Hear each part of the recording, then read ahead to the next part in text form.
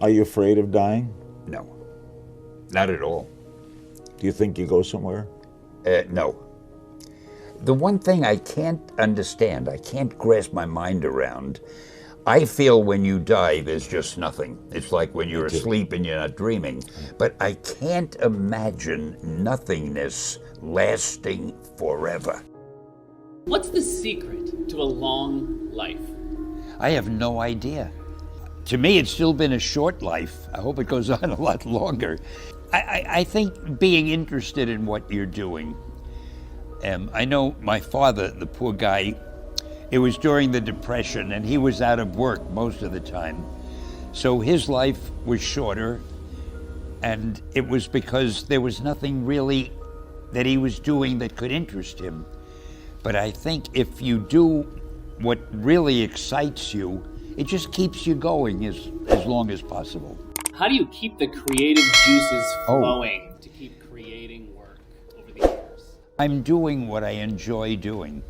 It's like other men like to play golf, so they play golf every chance they can. So you don't say to them, how come you're playing golf today? You played last week. It was the same with me. To me, it's an exciting life. And when you do something that you know the fans seem to enjoy, that gives you such satisfaction, you don't want to stop. One thing you change about the world. What would I change? I'd make people not hate each other because of their religion, because of their nationality, because of any stupid reason. If we could abolish hatred, we live on this gorgeous planet. There's a character I wrote called the Silver Surfer, and I always had him making those kind of remarks, philosophical things about, he was from another world, and he said, why don't we realize we're on a planet that gives us everything, food, beautiful weather, sun, everything. Why don't we enjoy it? Why do we spend time fighting and hating each other? I loved writing The Silver Surfer. You are basically a child at heart, aren't you? I guess. Yeah. How did you get into comic books? Purely by accident. I guess when I went to work for Marvel, which then was called Timely Comics, it was the very early 1940s. And I had a job there as I was sort of the office boy. In fact, I didn't know I was going to be doing comics. It was a publishing company, and I heard there was a job open for an assistant. Now, they also published men's magazines, movie magazines, sport magazines, and they had a little comic book section somewhere that I was hardly aware of. So I applied for the job, and I found out it was for the comic book department. And there were only two people running that department, Joe Simon and Jack Kirby. And I started working for them. I filled the ink wells. In those days, people used ink. And I erased pages, and I went down and got them sandwiches for lunch and stuff like that. After a while, they left. And it had been a three-man department, and now I was the only man left. And I was about 17 and a half, and the publisher came over to me and said, do you think you can keep things going till I find a grown-up, to run the place? Well, when you're 17 and a half, what do you know? I said, sure, I can handle it. So I guess I did, because he never found that grown-up, and I was there ever since. Which character or which story was the first one where you felt, I'm onto something here? I'm not just writing fight scenes for $1. I got something here. I guess the first Fantastic Four story, because that was the first one that I wrote the way I really wanted to write it. Up until then, I was just trying to please my publisher, and he had no respect at all for the readers. He thought they were either very, very young children or semi-literate adults, and he felt, just give them action, that's all they want. So with the Fantastic Four, I tried to do some character development. I gave each one his own distinctive way of speaking, things like that. And that was not what my publisher had wanted, and the reason I did it was I was thinking of quitting at that point, and my wife said to me, before you quit, why don't you get it out of your system? Do one story the way you'd want to. The worst that could happen, he'll fire you, but you want to quit anyway. So that's when I did the Fantastic Four. And strangely enough, it sold very well. So my publisher came in and he said, hey, how about doing some more superheroes? The one thing I would suggest is it's important to please the person you're working for and so forth, but you've got to please yourself. You've got to do something you think is terrific, something you would love to see if somebody else had done it. If you have an idea that you genuinely think is good, don't let some idiot talk you out of it.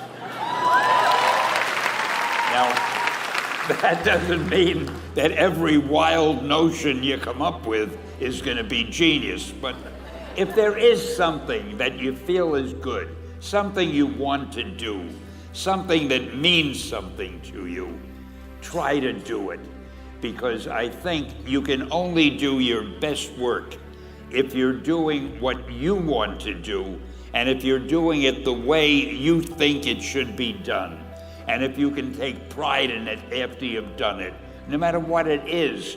If you can look at it and say, I did that, and I think it's pretty damn good. That's a great feeling. So don't let idiots talk you out of something that you think is good. By the same token, that doesn't mean every single thing you think is good is going to win a prize. Got to have a little judgment there. I've had other things that I thought were good that didn't work, but my publisher came to me and he said, Stan, I want you to come up with another superhero. So I said, okay, went home and I saw a fly crawling on the wall. And I said, hey, if I could get a superhero that could stick to walls and crawl on them, man, that would be cool. So I thought that was good. Now I needed a name. So I said, well, let's see, Fly Man, Mosquito Man.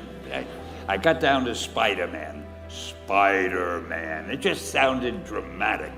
So, okay, I had my hero, I had his power, his name, and then I figured just for fun, I'm gonna give him personal problems. Then I thought I'd make him a teenager, because there were no teenage superheroes that I knew of at the time. So armed with all that wonderful material, those great ideas, I ran into my publisher's office and I told him. This was the reaction he gave me. Stan, that is the worst idea I have ever heard. First of all, people hate spiders, so you can't call a hero Spider-Man. You want him to be a teenager? Teenagers can only be sidekicks. And you want him to have personal problems? Stan, don't you know what a superhero is? They don't have personal problems.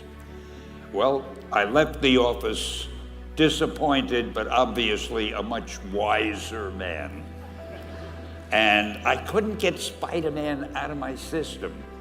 So we were about to kill a magazine. I think it was called Amazing Fantasy.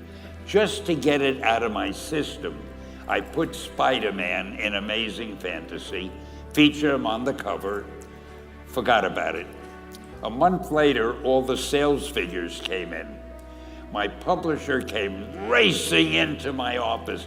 Stan, you remember that character we both loved so much, Spider-Man? Let's do him as a series. Are there some real-life modern-day heroes in your mind?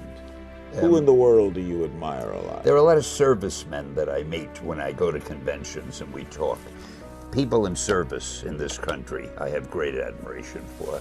I have great admiration for people who do anything well. I don't care whether it's writing or drawing a comic book or making neckties or athletics or anybody who does something well, I admire. Tell me about meeting Stan. Well, first of all, I love what you said, and let me just say to the family and to the legions of fans that I remember Stan as a true gentleman who had this glint in his eye. He's a creative genius. He thought outside the box. He created a whole universe that changed the lives of many people, mine included. Stan, God bless you. You're one of the greats. Hi, heroes. This is Stan Lee coming at you. Want you to know, Marvel has always been and always will be a reflection of the world right outside our window. That world may change and evolve, But the one thing that will never change is the way we tell our stories of heroism. Those stories have room for everyone, regardless of their race, gender, religion, or color of their skin. The only things we don't have room for are hatred, intolerance, and bigotry. That man next to you, he's your brother. That woman over there, she's your sister. And that kid walking by, hey, who knows? He may have the proportionate strength of a spider. We're all part of one big family, the human family. And you're part of that family. You're part of the Marvel universe that moves ever upward and onward to greater glory.